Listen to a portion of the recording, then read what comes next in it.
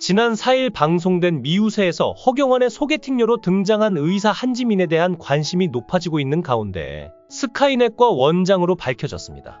이번에 미우새를 보면서 참 잘 어울리는 두 사람이라는 생각이 들었는데 흰 눈이 내리는 날씨도 참 낭만적이었고 이런 날 캠핑장에서 첫 만남을 갖다니. 허경환의 소개팅을 다룬 이번 편은 그래서 더 시청자들의 설레임을 자극했던 것 같은데 그렇다면 소개팅녀는 누구일까요? 뛰어난 미모의 소유자로 직업이 의사라고 알려진 한지민이라는 분이었는데 과연 허경환은 이 겨울을 따뜻하게 보내고 결혼까지 이어질 수 있을까요? 소개팅을 주선한 개그맨 오정태가 그녀의 이름이 지민이라고 하자 허경환은 지민 하더니 지민이면 큰일 나는데? 라고 했고 그녀의 이름은 지민인데 김준호의 피앙새 김지민이 아닌 성이 다른 한지민이었죠. 한지민이라는 이름의 사람들은 배우 한지민도 떠올렸지만 실제로 보니 탤런트보다 더 이쁜 외모로 대중의 이목을 집중시킨 의사 한지민. 그녀는 단순히 방송에 출연한 인물이 아닌 고양시 일산구에 위치한 일산 스카이넷과의 대표 원장으로서 전문적인 서비스를 제공하고 있었습니다. 그녀의 직업이 의사라고 밝혀지자 허경환의 어머니에게 의사 며느리 얻는 거냐며 어머니들이 축하를 건넸고 스튜디오에 있던 허경환의 어머니는 매우 기뻐하며 벌써 손주 보신 듯한 마음가짐이셨는데요. 한지민 원장은 신촌 연세 세브란스 병원에서 인턴 과정을 거쳤으며 이화여대 의과대학 부속 서울병원에서 임상조교수와 서울특별시 보라매 병원 소화기내과 임상 강사 진료교수를 지냈죠. 또한 내과 전문의로서 다수의 방송 프로그램의 건강 자문 역할로 출연하며 그녀의 전문성과 친근한 이미지를 널리 알렸는데 SBS 좋은 아침, MBC 기분 좋은 날, JTBC 정보쇼, 알짜왕, MBN 엄지의 제왕 등에 출연했는데요. 이러한 활발한 활동 덕분에 이화여자대학교 의과대학 부속 서울병원에 있을 때부터 많은 이들의 기대를 한몸에 받았고 2023년 7월 한지민 원장과 안재훈 원장이 함께 일산 스카이넷과를 개원했습니다. 일반 내과 진료부터 오대암 검진, 소아 내시경 등 다양한 서비스를 제공하며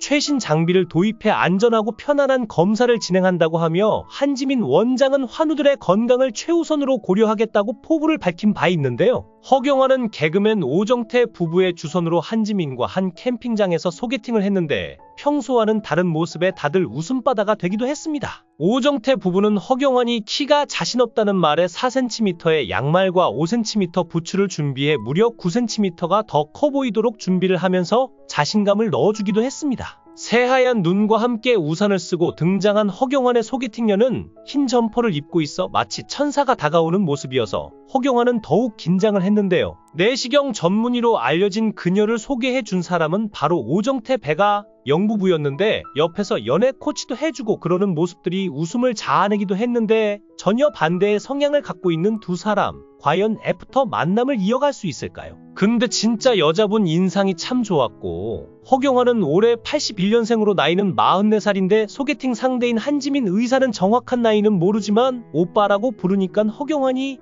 지민아라고 하는 것으로 봐선 허경환보다는 어린 것 같습니다. 요리를 잘한다는 허경환은 중식도 칼을 꺼내들고 멋진 칼솜씨까지 보여주었는데요. 이렇게 요리 잘하는 이미지로 어필하는 그를 보면서 스튜디오에서 어머니들이 막 웃으시던데 다들 하나같이 자기 아들처럼 응원해주는 모습들이 보기 좋았습니다. 실제로 옆에서 지민은 경환의 빠른 칼질 솜씨에 우와 이런 리액션을 선보여 눈길을 끌었고 허경환은 어색함을 좀 풀어내기 위해서 김치찌개, 된장찌개 둘 중 무엇을 좋아하냐고 물어보기도 했죠. 나중에 경환이 자리를 비운 사이 주선자가 살짝 지민의 마음을 떠봤는데 괜찮은 것 같아요. 통과! 이렇게 물었고 단답형으로 네! 라고 부끄러운 듯 웃으며 답하자 이때 스튜디오는 난리가 났습니다. 마치 결혼하는 분위기였는데 축하드립니다. 어머니 이러면서 신동엽과 서장훈도 마치 자기 일처럼 기뻐했죠. 이후 허경환의 소개팅녀 한지민 의사는 직접 쌈을 싸서 먹여주기도 하고 허경환이 얼굴에 밥풀과 쌈장을 묻히자 한지민은 직접 손을 닦아주기도 하고 얼굴에 묻은 것도 닦아주면서 자연스럽게 스킨십을 하며 달달한 분위기를 연출했죠. 이어서 허경환은 한지민에게 우리 몇 번 더 봐야지라고 하면서 호감을 표현했고 이에 허경환 어머니도 떨린다. 나는 진짜 진심이다 라면서 긍정적인 반응을 보였는데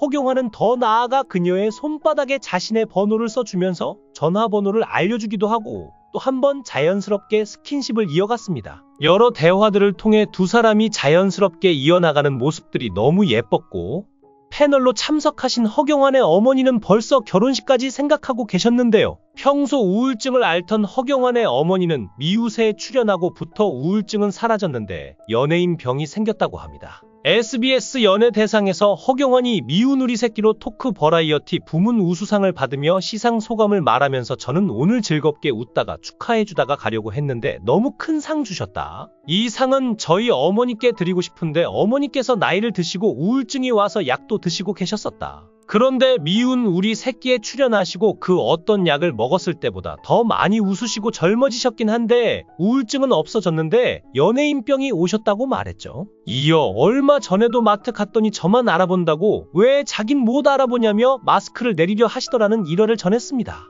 허경환은 개그맨 박지선 국가대표 리듬체조 선수 신수지 등과 열애설이 나기도 했으며 김지민과 썸을 탔다고 고백하기도 했는데요. 허경환은 자신을 희극인실 첫사랑 오빠라고 소개하며 개그썸 동료 김지민을 언급했는데 김지민과 장난삼아 50살 될 때까지 결혼 못하면 우리끼리 하자고 했던 사이라고 고백했죠. 올해 44세인 허경환이 인기가 많은 이유가 있는데 한 해 700억 매출을 올리는 잘나가는 CEO이고 80억짜리 건물을 소유한 건물주이기도 한데요. 허경환은 MBC 라디오스타에서 게스트로 출연해 운영 중인 닭가슴살 사업에 대해 이야기하며 자산 정리를 해보니 부가세 포함 안하고 1년에 700억 원 정도의 매출이 나오더라라며 어마어마한 수익을 내고 있는 사업 매출액을 공개했습니다. 허경환이 닭가슴살 사업을 시작한 이유는 그는 개그맨으로도 유명하지만 근육질 몸매로도 유명하기 때문인데요. 하지만 이런 확고한 근육질 캐릭터가 개그맨 허경환에게는 오히려 독이 되었는데 남들이 개그 짤 때 그는 헬스장에 가야 했고 그런 현실이 싫어 개그맨으로 오래 활동할 수 없을 것 같다는 불안감이 엄습해오자 사업 쪽으로 눈을 돌리게 되었죠. 그가 운동하면서 항상 입에 달고 살던 것이 닭가슴살이었기 때문에 허경환은 자신이 매일 먹던 닭가슴살을 사업 아이템으로 정했는데 당시 닭가슴살 전문업체가 5개밖에 없었단 점도 그를 닭가슴살 사업에 뛰어들게 했다고 하는데요. 방송에서 자신의 사업 시작 계기를 설명한 허경환은 지금 시작해서 꼴찌를 해도 6등이라며 틈새 시장을 노리는 전략이었다고 말했죠. 겉으로는 탄탄대로 같았던 허경환의 사업에도 굴곡은 있었는데 사업이 잘 되니 주변에 이상한 사람들이 꼬이기 시작했다고 합니다. 한 사람은 통조림 사업을 하자고 제안을 했다고 하는데 시작하려면 통조림 몇만 개를 대량 생산해야 한다고 해서 생산에 박차를 가했지만